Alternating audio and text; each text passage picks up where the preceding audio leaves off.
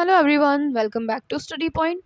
तो आज हम डिस्कस करेंगे BA third semester unit third, और जिसमें मैं ऑलरेडी दो वीडियोस आपकी अपलोड कर चुकी हूँ। मतलब यूनिट फर्स्ट सेकंड तो मैं अपलोड कर ही चुकी हूँ कम्प्लीटली। वीडियो जो हमारी यूनिट सेकंड थी उसके आपके दो पार्ट्स हैं, वो भी आपको प्लेलिस्ट में मिल जाएंगे। और जो हमारी यूनिट थर्ड है इसमें हम कर रहे हैं लिटरेरी डिवाइसेस को, जिसमें जो हमारा फ्लैशबैक और फॉइल है उनको मैं कवर कर चुकी हूँ।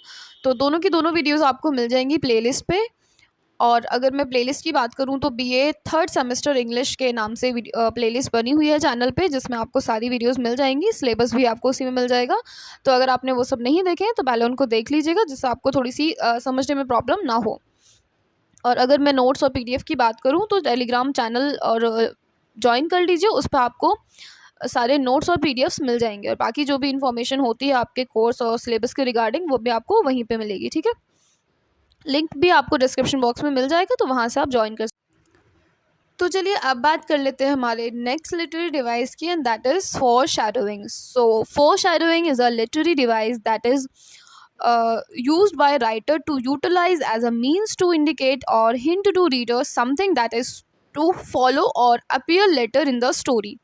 मेनली जो भी चीज़ें या आप कह सकते हो जो भी इवेंट आपको स्टोरी के लास्ट में या मतलब कहीं बाद में आपको दिखाया जाना होता है, अब जब आपको, तो चलिए एक बार देख लेते हैं व्हाट इज़ फोरशैडोइंग। सो मेनली एक बार हम देखेंगे फोरशैडोइंग की डेफिनेशन को, बिकॉज इसको समझने के लिए हम काफ़ी सारे अदर एग्जांपल्स का यूज़ कर सकते हैं, बट प्रॉपर वो लैंग्वेज जो आपको अपने आंसर में लिखनी है पहले उसको देख लेते हैं। So foreshadowing is a literary device that writers utilize as a means to indicate or hint to readers something that is to follow or appear later in the story. So mainly foreshadowing, when done properly, is an excellent device in terms of creating suspense and dramatic tension for readers. It can set up emotional expectations of characters, behaviors, and or plot outcomes.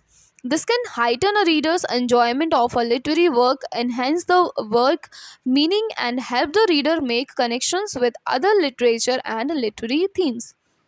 तो ये थी वो definition जो आपको अपने answer में लिखनी है, बिकॉज अब इन सारे लिटरेरी डिवाइसेस से काफ़ी सारे लॉन्ग क्वेश्चंस भी आते हैं, तो आपको अच्छे से लिखना पड़ेगा, जिसके लिए आपको अच्छे से अपना कंटेंट प्रिपेयर करना पड़ेगा। तो अब बात कर लेते हैं फोरशैडोइंग होता क्या है और किस तरीके से इसको यूज़ किया जाता है और क्यों इसको यूज़ किया जाता है ड्रामा के अंदर। ठीक है, तो देखिए जैसा आपने देखा होगा कि कई बार कुछ स्टोरीज़ या कुछ इवेंट्स होते हैं जो आपको स्टोरी के काफ़ी बाद में बताए जाने होते हैं, बट हिंट आपको काफ़ी पहले से दे दिया जाता है। जैसे अगर मैं बात करूँ हॉरर मूवीज़ में, आप देखते हो कि मतलब आपको पता चल जाता है स्टार्टिंग में आपको बहुत ज़्यादा अंधेरा दिखा देंगे, या कहीं फर्श पे आपको खून गिरा हुआ दिखा देते हैं। एकदम से कुछ सीन्स दिखाते हैं कि कुछ दो हाथ ज़मीन से निकल कर आते हैं और आपको खींच के ले जाते हैं, और फिर सब कुछ एक हैप्पी फैमिली से स्टार्ट होता है, किसी विलेज से या किसी स्कूल से। मतलब फिर कुछ इस तरीके से स्टोरी स्टार्ट होती है कि आपको बिल्कुल लगेगा ही नहीं कि आप कोई हॉरर मूवी देख रहे हो या कोई हॉरर स्टोरी है। बट जस्ट बिकॉज आपने स्टार्टिंग में वो ड्रॉप ऑफ ब्लड्स देखे हैं, या फिर आपने नाइफ या कुछ इस टाइप की चीज़ें देखी, कि अब आपको समझ में आ जाता है कि कहीं ना कहीं ये जो स्टोरी है ये एक हॉरर स्टोरी है, और बाद में इसमें इस टाइप के कुछ इवेंट्स होंगे। तो वही आपका कहलाता है फोरशैडोइंग, कि कुछ चीज़ों को पहले ही कास्ट कर दिया जाता है, कुछ आपको हिंट्स दिए जाते हैं। अब ऐसा देखिए किया क्यों जाता है। अब एक चीज़ और है कि अगर इसको प्रॉपरली किया जाए तो ये बहुत ही एक्सीलेंट डिवाइस है in terms of creating suspense, कि इस तरीके से सस्पेंस हमने अभी जो बाकी मतलब अदर वीडियोस में हमने जो डिस्कस किया था फॉइल और फ्लैशबैक को, उससे ज़्यादा अच्छा है आपका फोरशैडोइंग। मतलब अगर हम इसको प्रॉपरली यूज़ कर पाते हैं तो सस्पेंस क्रिएट करने के लिए बहुत ही अच्छा डिवाइस है। अब रीडर्स को पूरे स्टोरी के अंदर पूरी मूवी के अंदर टेंशन रहते हैं, मतलब कितना भी हैप्पीली सीन वो देख रहे हैं, बट फिर भी उनके माइंड में चलता रहता है, अच्छा अब देखना अब कुछ बुरा होगा, अब कुछ बुरा होगा, क्योंकि हमने देखा था कि इस टाइम पे तो कुछ यहाँ पे खून की बूंदें गिरती हैं, या इस तरीके से कुछ हाथ निकल करके आते हैं, कुछ ना कुछ यहाँ पे होगा। तो जब आपको हिंट मिल जाए और आप बार बार सोचो कि नहीं देखो अब बुरा होगा अब बुरा होगा, या इसका एक एग्जाम्पल अगर हम और देखें थोड़ा सा फनी है, जैसे आप टीवी सीरियल्स में देखते हो ना कि अचानक से ना, मतलब सब कुछ अभी अच्छा चल रहा है, लोग सब घर पे पूजा कर रहे होते हैं, और एकदम से वो दिया बुझ जाता है। अब उसके बुझने के पीछे रीज़न ये होता है कि शायद कहीं से हवा चल रही हुई किसी विंडो से, मतलब या किसी तरीके से हवा उसको लग गई है, इसलिए वो बंद हो गया है। बट एकदम से जो कैरेक्टर्स होंगे उनका कहना क्या होगा, अच्छा घर का दिया बुझ चुका है, इसका मतलब कुछ ना कुछ अब बुरा होगा ही। तो अभी उन मेंबर्स में से जो भी पर्सन घर पे नहीं है, जो भी बाहर गया हुआ है, अब सभी को टेंशन ये होगी कि शायद उस पर्सन के साथ कुछ हुआ है। मतलब जब तक वो पर्सन अब घर नहीं आएगा, सभी लोगों को ना टेंशन मेंशन हो जाती है। तो जहाँ पे इस तरीके से हिंट आपको स्टोरीज़ में दिख जाते हैं कि जिससे आपको लगे कि हाँ, कुछ तो होने वाला है, कुछ तो होकर रहेगा, that is called foreshadowing. I hope ये भी आपको क्लियर होगा।